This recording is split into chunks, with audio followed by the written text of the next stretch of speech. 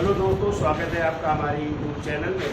तो देखिए, भारतीय संविधान में चर्चा चल रही थी एक नए टॉपिक की, और वो है उच्च न्यायालय या हाई कोर्ट, जिसका उल्लेख है भाग 6 में और अनुच्छेद 214 से 232 में। ठीक है, तो पिछले टॉपिक में हमने इसके बारे में चर्चा की थी, आज इसके आगे चर्चा करनी है, लेकिन थोड़ा सा रिवीजन करवा देते हैं। तो आप लोगों को पता है कि जो है उच्च न्यायालय की स्थापना कब हुई थी। तो आप लोगों ने पढ़ा था पिछले टॉपिक में, हमने बताया था 1861 में जो है एक एक्ट आया था जिसका नाम था इंडियन काउंसिल एक्ट। ठीक है, इंडियन काउंसिल एक्ट या इसी को इंडियन हाई कोर्ट एक्ट भी कहते हैं। और इसी हाई कोर्ट एक्ट के तहत ही जो है 1862 में 3 उच्च न्यायालय की स्थापना हुई थी। और वो 3 उच्च न्यायालय कौन स्थापित हुई थी? पहला था कलकत्ता उच्च न्यायालय की स्थापना हुई थी। फिर दूसरा था मुंबई उच्च न्यायालय की स्थापना हुई थी, जिसका पहले नाम बम्बई था। और तीसरा था मद्रास, जिसको अब जो है चेन्नई भी कहते हैं। तो इन 3 उच्च न्यायालय की स्थापना कब हुई थी? 1862, कलकत्ता, मुंबई और मद्रास। ठीक है, जबकि चौथा आपका उच्च न्यायालय 1866 में स्थापित हुआ था, और उस चौथे उच्च न्यायालय का नाम था इलाहाबाद। ठीक है, जिसका नाम हो गया प्रयागराज हो गया। ठीक है, इलाहाबाद उच्च न्यायालय की स्थापना जो है 1866 में हुई। ठीक है, और बढ़ते बढ़ते यदि पूछा जाए वर्तमान में उच्च न्यायालयों की संख्या कितनी है, तो वर्तमान में यदि बात की जाए उच्च न्यायालयों की संख्या हो गई है 25। कितनी हो गई है? 25। और 25वां उच्च न्यायालय आपका स्थापित हुआ है जो आंध्र प्रदेश में स्थापित हुआ है, और आंध्र प्रदेश की राजधानी है अमरावती। तो कह सकते हैं अमरावती उच्च न्यायालय। और अमरावती का ही एक नाम और था, इसी को विजयवाड़ा भी कहते हैं, विजयवाड़ा। और इसी का नाम जो है प्राचीन काल में आंध्र कटपी नाम था। ठीक है, आंध्र कटपी कह सकते हैं। और इसकी स्थापना जो है कब हुई थी? तो 1 जनवरी 2019। ठीक है, तो इसकी स्थापना हुई थी 1 जनवरी 2019 को। ठीक है, यदि याद पूछा जाए कि वर्तमान में उच्च न्यायालयों की संख्या कितनी है, तो आप लोग क्या बताएंगे? आप 25 कहेंगे। ठीक है, तो अनुच्छेद जो 214 है वो कहता है प्रत्येक राज्य में क्या होगा? उच्च न्यायालय होगा। 214 कहता है प्रत्येक राज्य में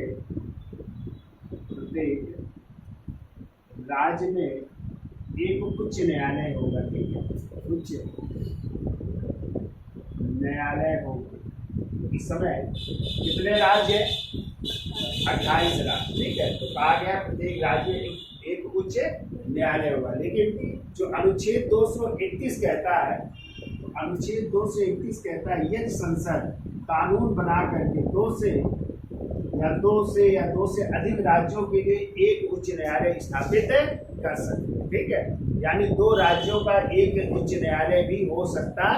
जैसे आप लोग देखा होगा पंजाब भी अलग राज्य है, हरियाणा भी अलग राज्य है, लेकिन दोनों का उच्च न्यायालय एक ही है। और वो कौन सा है? चंडीगढ़ उच्च न्यायालय। तो वो कौन सा अनुच्छेद कहता है? तो अनुच्छेद 231 कहता है कि संसद जो है 2 या 2 से अधिक राज्यों के लिए एक ही उच्च न्यायालय स्थापित करने का अधिकार देता। ठीक है, यानी संसद को अधिकार है कि 2 या 2 से अधिक राज्यों के लिए एक उच्च न्यायालय स्थापित कर सकते हैं। ठीक है, फिर इसके बाद जो है अनुच्छेद 241 क्या कहता है? तो अनुच्छेद 241 कहता है कि संसद जो है केंद्र शासित प्रदेशों के लिए, ठीक है, एक उच्च न्यायालय उनका भी स्थापित कर सकती है। और ऐसा हुआ भी है। तो अभी तक जो है आपका जो दिल्ली केंद्र शासित प्रदेश था उसका अपना क्या था? एक उच्च न्यायालय था। लेकिन अब जो है केंद्र शासित प्रदेश क्या हो गया? जम्मू कश्मीर हो गया। तो जम्मू कश्मीर जो पहले राज्य था उसका अपना स्वयं का उच्च न्यायालय था। अनुच्छेद 241 क्या कहता है कि संसद कानून बना करके जो है केंद्र शासित प्रदेश के लिए भी अपना उच्च न्यायालय स्थापित कर सकती है। और इसी के तहत जो है 1966 में किस केंद्र शासित प्रदेश के लिए? दिल्ली केंद्र शासित प्रदेश के लिए जो है एक उच्च न्यायालय स्थापित किया गया। ठीक है, तो क्वेश्चन कभी पहले आता था कि कौन सा ऐसा केंद्र शासित प्रदेश है जिसका अपना उच्च न्यायालय है, तो कौन सा है? आप दिल्ली ऐसा केंद्र शासित प्रदेश था जिसका अपना क्या था? उच्च न्यायालय था। अब आपका हो गया है कौन सा? जम्मू कश्मीर भी उच्च न्यायालय हो गया। ठीक है, फिर ये भी कहा गया है, अनुच्छेद जो है हमने चर्चा की थी, 230 की चर्चा की थी, और अनुच्छेद 230 कहता है कि संसद किसी संघ शासित राज्य पर किसी उच्च न्यायालय की अधिकारिता का विस्तार करने की शक्ति है। यानी संसद जो है किसी भी जो है केंद्र शासित प्रदेश का को जो है जोड़ सकती है, किससे? किसी भी राज्य के उच्च न्यायालय से जोड़ सकती है। जैसे या कई राज्यों का एक उच्च न्यायालय भी हो सकता है। जैसे आपको पता था पहले मेघालय, मणिपुर एवं त्रिपुरा को किस उच्च न्यायालय से जोड़ा गया था? तो गोवा घाटी उच्च न्यायालय से जोड़ा गया था। लेकिन अब इन तीनों राज्यों का अपना अपना क्या हो गया? उच्च न्यायालय हो गया। जैसे मेघालय, और मेघालय की राजधानी क्या है? शिलांग। तो शिलांग में जो है मेघालय का उच्च न्यायालय है, जिसकी स्थापना की गई थी 23 मार्च 2019 को, 23 मार्च 2013 को की गई थी। ठीक है, और फिर दूसरा जो है मणिपुर था, और मणिपुर की स्थापना की गई थी 25 मार्च 2013 को। ठीक है, और फिर था त्रिपुरा, जिसकी स्थापना 25 मार्च 2019 को की गई, 26 मार्च 2013 को जो है ये 3 उच्च न्यायालय स्थापित किए गए थे। ठीक है, तो ये भी आपको याद रखना, पिछले टॉपिक में हमने चर्चा की थी। फिर जो है अनुच्छेद 216 कहता है कि इसमें उच्च न्यायालय के गठन का प्रावधान है, और कहा गया है उच्च न्यायालय में कौन होंगे? तो अनुच्छेद 216 कहता है। ठीक है, अनुच्छेद 216 में गठन है। ठीक है, ये भी आपको याद रखना।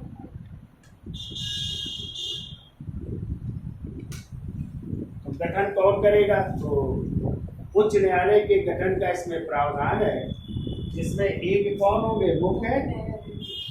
एक मुख्य न्यायाधीश होंगे, प्लस और कौन होंगे?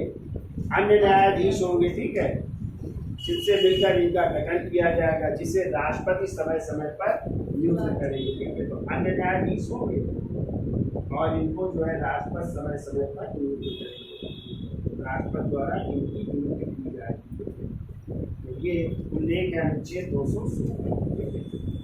फिर जो है अनुच्छेद 215 की चर्चा की गई थी कि उच्च न्यायालय भी क्या है? एक अभिलेखीय न्यायालय। जैसे उच्चतम न्यायालय भी था ना अभिलेखीय न्यायालय, वैसे ही उच्च न्यायालय भी अपना क्या है? एक अभिलेखीय न्यायालय है। ठीक है, फिर 217 में जो है चर्चा की गई है उच्च न्यायालय के न्यायाधीशों की नियुक्ति और उसके पद संबंधी प्रावधानों की चर्चा की गई है। ठीक है, फिर हमने चर्चा की थी अनुच्छेद 217 के दो में ना, और इसमें जो है न्यायाधीशों की अहर्ताएं थी। तो न्यायाधीश बनने के लिए क्या योग्यताएं होनी चाहिए? तो पहला तो भारत का क्या होना चाहिए? नागरिक होना चाहिए। फिर दूसरा है भारत के राज्य क्षेत्र में कम से कम 10% न्यायिक पद पर या न्यायिक क्षेत्र पर वो क्या कर चुका हो? कार्य कर चुका हो। या फिर जो है एक या अधिक राज्यों में जो है, या एक या अधिक राज्यों के उच्च न्यायालयों में कम से कम कितने वर्ष? 10 वर्ष किस पद पर रहा हो? अधिवक्ता के पद पर रहा हो। ये भी जो है बात की गई।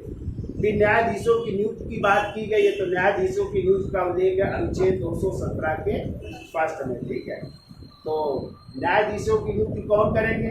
राष्ट्रपति करेंगे। लेकिन किसकी सलाह से? तो पहले तो आपको याद रखना है कि राष्ट्रपति करेंगे। उच्च न्यायालय के मुख्य न्यायाधीश की यदि नियुक्ति करना है तो किससे? सर्वोच्च न्यायालय के मुख्य न्यायाधीश प्लस उस राज्य के राज्यपाल। लेकिन जो सर्वोच्च न्यायालय का मुख्य न्यायाधीश होगा वो भी अपने वरिष्ठ न्यायाधीशों से परामर्श करेगा। परामर्श करने के बाद जो है किसको देगा रिपोर्ट? राष्ट्रपति को। और उधर राष्ट्रपति किससे और सलाह लेंगे? उस राज्य के राज्यपाल से भी परामर्श करेंगे, तब मुख्य न्यायाधीश की नियुक्ति होगी। जबकि अन्य न्यायाधीशों की नियुक्ति में क्या होगा? तो अन्य न्यायाधीशों की नियुक्ति में जो है राष्ट्रपति पहले तो सर्वोच्च न्यायालय के मुख्य न्यायाधीश से प्लस उस राज्य के राज्यपाल से, लेकिन अब यहाँ पे जो है उच्च न्यायालय के मुख्य न्यायाधीश से भी परामर्श लेंगे, तब अन्य न्यायाधीशों की नियुक्ति की जाएगी। ठीक है, ये भी हमने चर्चा कर ली थी पिछले टॉपिक में। इस शपथ की चर्चा की थी हमने, शपथ का उल्लेख है अनुच्छेद 219 में। ठीक है, और इसी में कहा गया है कि जो है उच्च न्यायालय के न्यायाधीश, चाहे वो मुख्य हो चाहे अन्य हो, वो शपथ कौन दिलाएगा? उस राज्य का राज्यपाल। कौन दिलाएंगे? उस राज्य का राज्यपाल या राज्यपाल द्वारा नियुक्त कोई व्यक्ति को क्या दिलाएगा? शपथ दिलाएगा। और शपथ के प्रारूप का उल्लेख किस अनुसूची में है? अनुसूची 3 में है। ठीक है, ये भी आपको याद रखना है। ठीक है, फिर न्यायाधीशों के वेतन एवं भत्तों की भी हमने चर्चा की थी, जिसका उल्लेख अनुच्छेद 221 में। ठीक है, तो न्यायाधीशों के वेतन भत्तों का अधिकार जो है संसद को दिया गया। ठीक है, संसद कानून बना करके उनके वेतन भत्तों में बढ़ोतरी कर सकती है। ये पूछा जाए इस समय उच्च न्यायालय के मुख्य न्यायाधीश का वेतनमान कितना है? तो 2,50,000 उच्च न्यायालय के मुख्य न्यायाधीश का, 2 लाख, और अन्य न्यायाधीशों का 2,25,000 अन्य न्यायाधीशों का वेतन मांग। यदि सर्वोच्च न्यायालय की बात की जाए मुख्य न्यायाधीश की, तो वहाँ पे 2,80,000 है, और अन्य न्यायाधीशों की 2,50,000 है। ठीक है, तो उच्च न्यायालय के जो न्यायाधीश होते हैं उनको वेतनमान कहाँ से दिया जाता है? राज्य की संचित निधि से। कहाँ से? राज्य की संचित निधि से। और पेंशन उनको कहाँ से दी जाएगी?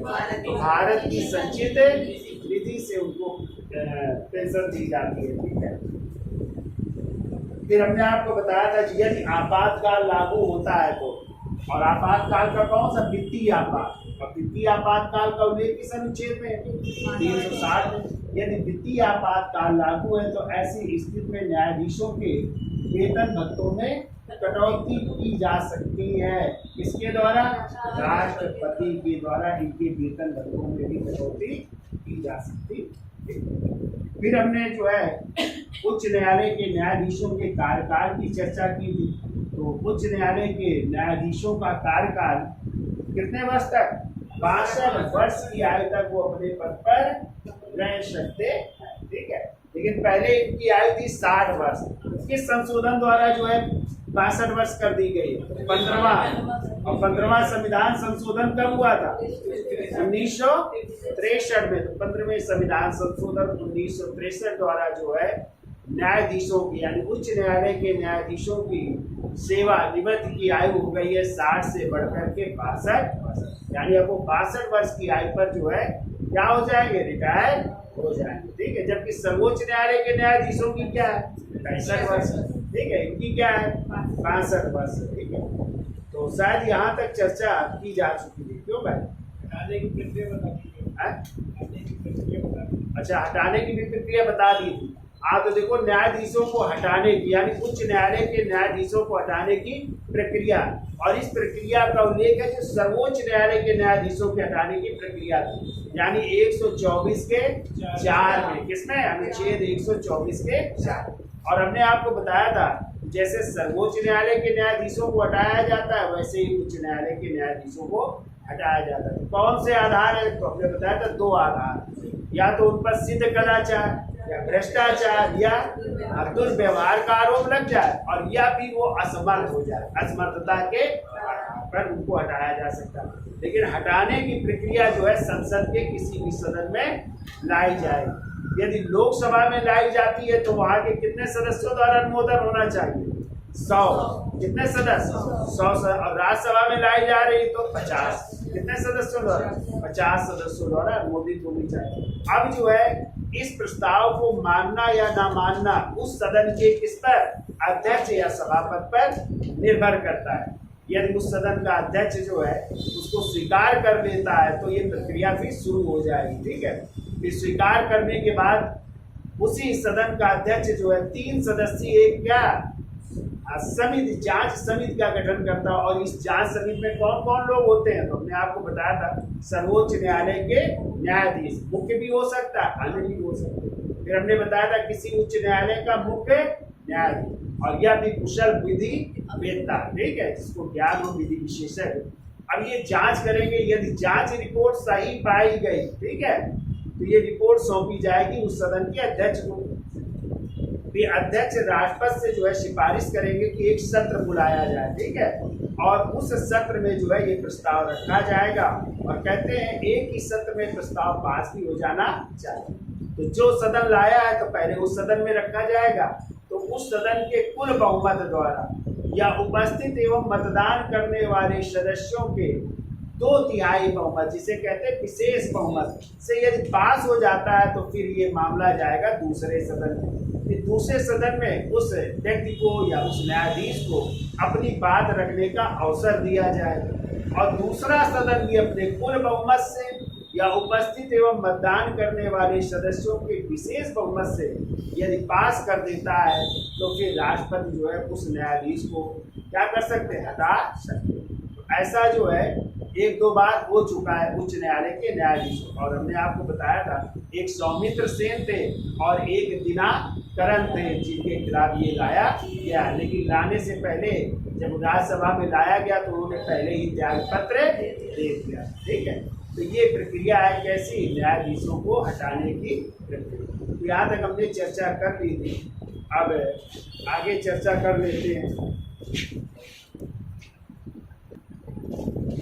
देखिए अनुच्छेद 222 क्या कहता है? तो 222 का 2 कहता है यदि किसी उच्च न्यायालय के न्यायाधीश का यदि ट्रांसफर हुआ है और वो दूसरे उच्च न्यायालय में यदि गया है तो उसको जो है वेतनमान के अतिरिक्त जो है क्या दिया जाएगा? अतिरिक्त भत्ता दिया जाएगा। ये कहता है अनुच्छेद 222। यानी कोई जो है उच्च न्यायालय का न्यायाधीश किसी दूसरे उच्च न्यायालय में गया है तो उससे वेतनमान के अतिरिक्त जो है भत्ता भी दिया जाएगा। ये बात की गई है अनुच्छेद 222 के, ठीक है। फिर अनुच्छेद 223 में बात की गई है कार्यवाहक मुख्य न्यायाधीश, ठीक है, कार्यवाहक मुख्य न्यायाधीश की बात की गई है।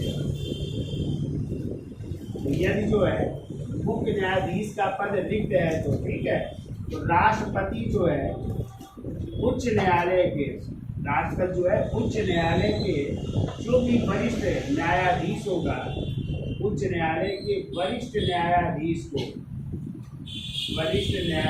को कार्यवाहक मुख्य न्यायाधीश के पद पर नियुक्त कर सकते हैं। और इसका उल्लेख अनुच्छेद 223। फिर देखिए अनुच्छेद 224 में किसकी बात की गई है? अनुच्छेद 224 में बात की गई है अतिरिक्त न्यायाधीशों की, ठीक है, अतिरिक्त न्यायाधीशों की बात की गई है। और इसमें कहा गया है यदि न्यायाधीशों के कह रहे बहुत कार्य है यदि न्यायालय में और उसके लिए जो है न्यायाधीशों की कमी है, तो ऐसी स्थिति में जो है कौन जो है, तो राष्ट्रपति जो है किससे विचार विमर्श करके? मुख्य न्यायाधीश से विचार विमर्श करके। यानी राष्ट्रपति जो है मुख्य न्यायाधीश से विचार विमर्श करने के बाद जो है अतिरिक्त न्यायाधीशों की नियुक्ति कर सकते हैं।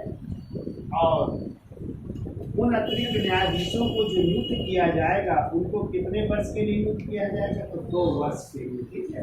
तो 2 वर्ष के लिए अतिरिक्त न्यायाधीशों की भी नियुक्ति की जा सकती है। किसके द्वारा? राष्ट्रपति द्वारा। किससे विचार विमर्श करके? तो मुख्य न्यायाधीश के साथ विचार विमर्श करके, ठीक है। फिर देखो न्यायाधीशों पर प्रतिबंध भी है और इसका उल्लेख है अनुच्छेद 220 पर। तो अनुच्छेद 220 जो है न्यायाधीशों पर प्रतिबंध की चर्चा करता है, न्यायाधीशों पर प्रतिबंध।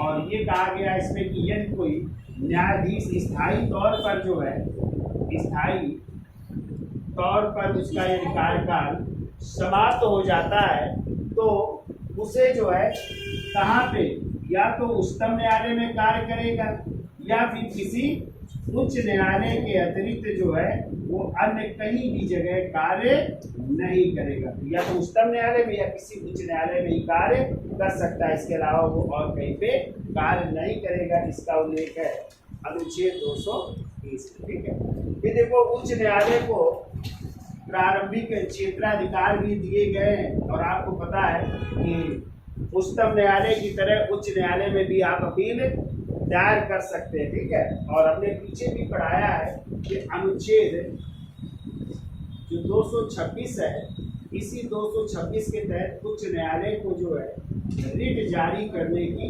शक्तियां दी गई है। ठीक है, और आपको पता है कि उच्चतम न्यायालय जिस तरह 5 प्रकार की रिटें जारी करता है, वैसे ही अनुच्छेद 226 के तहत कौन उच्च न्यायालय भी रिट जारी करता है। तो कौन सी वो रिट है? बंदी प्रत्यक्षीकरण, अधिकार परीक्षा, उत्प्रेषण, परमादेश, और एक कौन सी रहेगी? प्रतिषेध है। तो ये जो है 5 प्रकार। लेकिन हमने आपको बताया था उच्च न्यायालय को एक अतिरिक्त है कंजेक्शन भी जो है ये जारी करने की शक्ति, यानी अंतरिम राहत इसी को कह सकते हैं। ठीक है, अंतरिम राहत या इसी को कह सकते हैं स्टे जारी करने की शक्ति किसके पास है? उच्च न्यायालय। कई लोग स्टे ले आते हैं हाई कोर्ट से, तो वो अतिरिक्त शक्ति किसके पास है? उच्च न्यायालय। तो जैसे आपके मूल अधिकारों का हनन हो रहा है, ठीक है, तो आप लोग कहाँ जाते थे? या तो उच्च न्यायालय जा सकते हो या उच्चतम न्यायालय जा सकते हो। तो अनुच्छेद 226 के तहत आप लोग मूल अधिकारों का हनन होने पर कहाँ जा सकते हैं? उच्च न्यायालय। या फिर जैसे जो भी लोकसभा के जैसे कोई विवाद है या विधानसभा के चुनाव संबंधी विवाद है, तो भी आप कहाँ जा सकते हैं? उच्च न्यायालय जा सकते हैं। ये सब किसके अंतर्गत आते हैं? आरंभिक अधिकारिता के अंतर्गत आते हैं। जबकि ये कहा गया कि दीवानी और जो फौजदारी न्यायालय होंगे उसमें जो है प्रारंभिक अधिकारिता उच्च न्यायालय के पास नहीं है, यानी इन मुकदमों में आप लोग जो है सीधे उच्च न्यायालय नहीं जा सकते। ठीक है, तो ये भी आपको याद रखना है। ठीक है, फिर अपीलीय अधिकार भी है। तो अपीलीय अधिकार का मतलब होता है कि आपके दीवानी जो मुकदमे हैं, जो फौजदारी मुकदमे हैं, उनके लिए आप लोग कहाँ जा सकते हो? उच्च न्यायालय। इसके अलावा राजस्व संबंधी मामले भी जो है उच्च न्यायालय में सुलझाए जा सकते हैं। तो पहले राजस्व संबंधी मामले उच्च न्यायालय में नहीं जाते थे, लेकिन हमने आपको 44वां एक संशोधन हुआ, 44वां संविधान संशोधन 1978 के तहत जो है अब राजस्व संबंधी मामले भी जो है उच्च न्यायालय के द्वारा सुने जा सकते हैं। ये भी आपको याद रखना है। ठीक है, फिर हमने आपको बताया था कि उच्च न्यायालय एक अभिलेखीय न्यायालय है, और इसका उल्लेख किस अनुच्छेद में? 215 में। ठीक है, अनुच्छेद 215 कहता है कि जो है उच्च न्यायालय क्या है? एक अभिलेखीय न्यायालय है। और फिर अनुच्छेद 228 में जो है अंतःकरण संबंधी, अनुच्छेद 228 में कौन से क्षेत्राधिकार दिए गए? अंतरण संबंधी क्षेत्राधिकार प्रदान किए गए हैं। तो ये भी आपको याद रखना, अंतरण संबंधी क्षेत्राधिकार प्रदान किया गया, तो ये भी आपको याद रखना, अंतरण संबंधी क्षेत्राधिकार प्रदान किए गए। ठीक है, तो कहा गया उच्च न्यायालय को उच्चतम न्यायालय की तरह कुछ मामलों में जो है अंतरण संबंधी क्षेत्राधिकार प्रदान किया गया। ठीक है, तो ये तो था उच्च न्यायालय की कहानी। अब हम आपको 25 उच्च न्यायालय किसका कहाँ पे जो है मुख्यालय है, कहाँ पे खंडपीठ है, कौन कौन से राज्य किस उच्च न्यायालय के अधिकार क्षेत्र में आते हैं, इनकी जो है क्रम से चर्चा कर लेंगे नेक्स्ट टर्म में। तो आज के लिए इतना रखते हैं। तो वीडियो अच्छा लगा हो तो लाइक शेयर और सब्सक्राइब करिए। धन्यवाद।